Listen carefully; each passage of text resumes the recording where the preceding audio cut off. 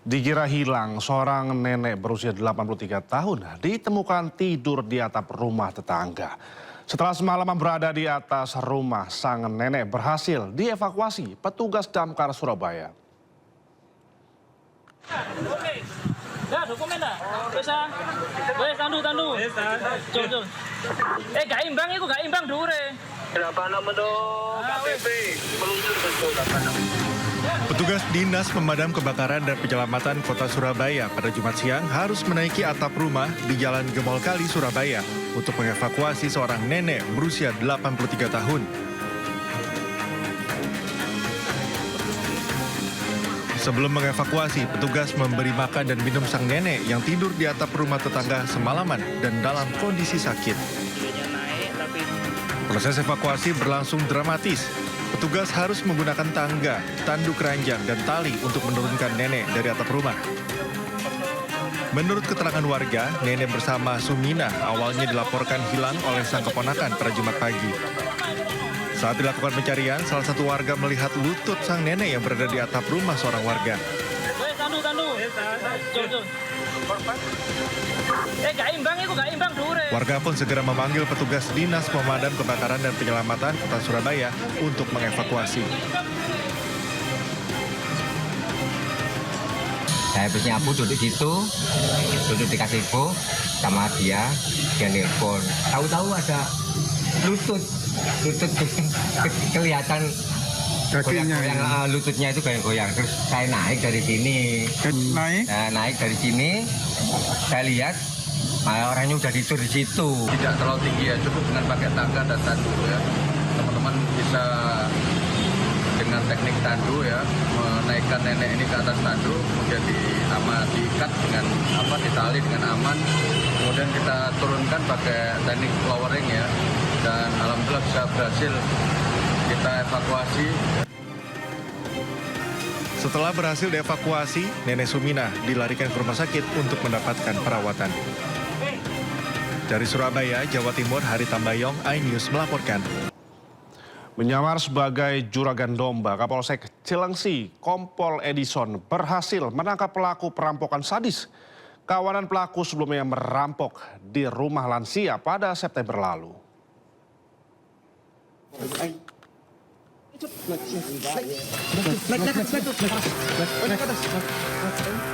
Inilah aksi Kapolsek Cilengsi, Kompol Edison, yang menyamar untuk menangkap pelaku perampokan bernama Emet alias Aki. Mengenakan peci dan sarung, Kompol Edison menyamar sebagai juragan yang ingin membeli domba yang dijual pelaku di tempat persembunyiannya di Cianjur. Tertipu dengan penyamaran Kapolsek, pelaku pun tak berkutik saat Kompol Edison berhasil menangkapnya. Sebelumnya, polisi telah berhasil menangkap satu pelaku lain di daerah Batang, Jawa Tengah.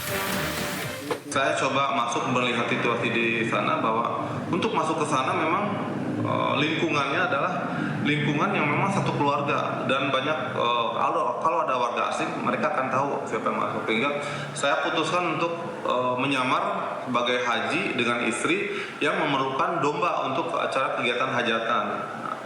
Sore itu kami datang ke sana, kemudian berbincang-bincang, kemudian transaksi, kemudian muncullah istrinya dengan membawa handphone, langsung video call dengan saya, menyatakan bahwa suaminya akan menyiapkan domba sejumlah 15. Sebelumnya, Polsek Cilengsi mendatangi rumah lansia yang menjadi korban perampokan para pelaku di Kampung Kubang, Desa Situsari, Cilengsi, Bogor. Perampokan terjadi pada September lalu di mana pelaku yang berjumlah 4 orang tak hanya menganiaya pasutri lansia pemilik rumah, tapi juga menggasak harta korban. Selain menangkap 2 pelaku, polisi juga mengamankan barang bukti mobil hasil rampokan. Polisi kini memburu 2 pelaku lain yang buron. Dari Kabupaten Bogor, Jawa Barat, Cahyat Supriyatna, iNews melaporkan. Polisi periksa 8 saksi pembunuhan anak politisi PKS Cilegon, termasuk keluarga dan tetangga korban. Kesimpulan sementara kejadian ini adalah murni pembunuhan.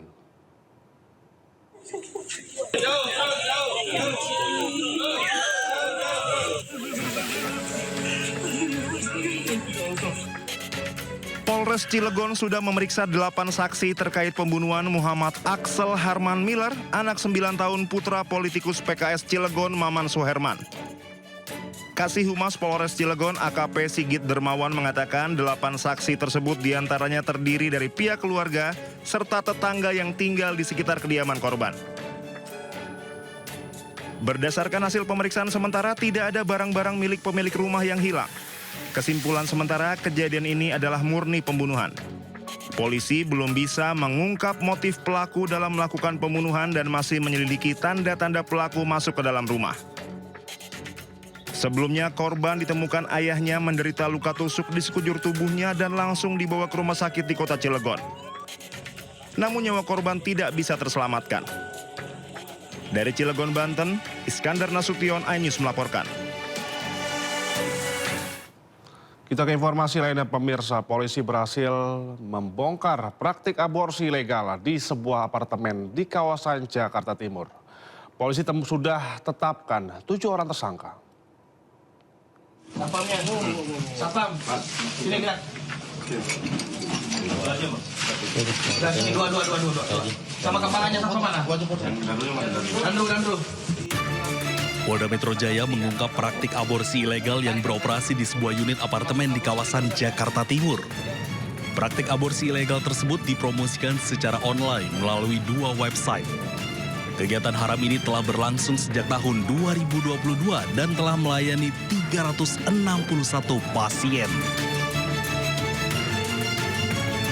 Ya, rata-rata yang melakukan aborsi itu adalah yang tidak menginginkan anak tersebut, ya, ataupun hamil luar nikah. Ini rata-rata pasien yang melakukan ataupun yang aborsi di klinik aborsi tersebut. Dalam kasus ini, polisi telah menetapkan 5 orang tersangka. Polisi juga telah menyita sejumlah barang bukti dan memeriksa beberapa orang saksi. Tim Liputan iNews melaporkan.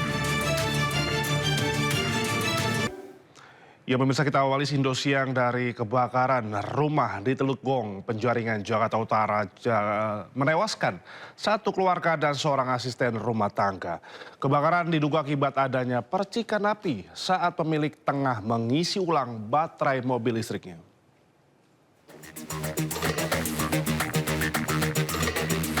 5 orang meninggal dunia dalam peristiwa kebakaran yang melanda 4 rumah di Jalan Lindung Teluk Gong, Pejagalan, Penjaringan, Jakarta Utara. Kelima korban merupakan satu keluarga yang terdiri dari Bun Hui, usia 56 tahun, Tiong Amoy, usia 70 tahun, Natilia, usia 24 tahun, dan Gisel, usia 7 tahun, serta seorang asisten rumah tangga. Para korban ditemukan oleh petugas di sebuah kamar yang berada di lantai 2. Kebakaran berawal dari pemilik rumah sedang mengisi daya mobil listrik di halaman rumah. Namun tiba-tiba saja keluar percikan api saat pengecasan berlangsung dan mengenai minyak thinner dan cat untuk membuat aksesoris vas bunga. 110 petugas pemadam kebakaran dan 22 unit mobil pemadam dikerahkan.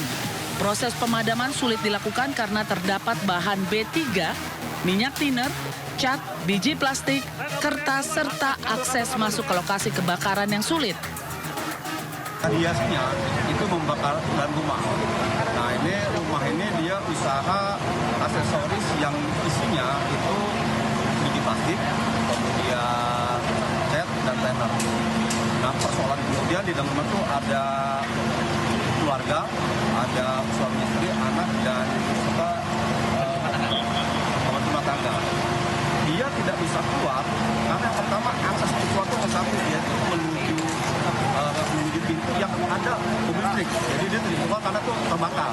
Dan kemudian yang lainnya kita lihat teralis, jadi tidak bisa keluar dia.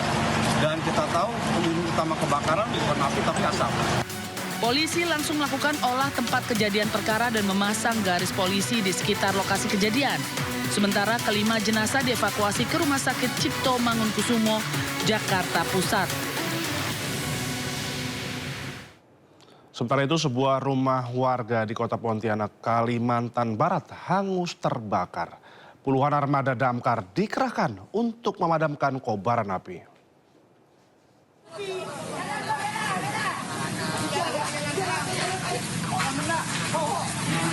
Kebakaran melanda kawasan permukiman padat penduduk di Jalan Beringin, Kota Pontianak, Kalimantan Barat, Jumat malam. Sebuah rumah bertingkat 2 ludes dilalap si jago merah.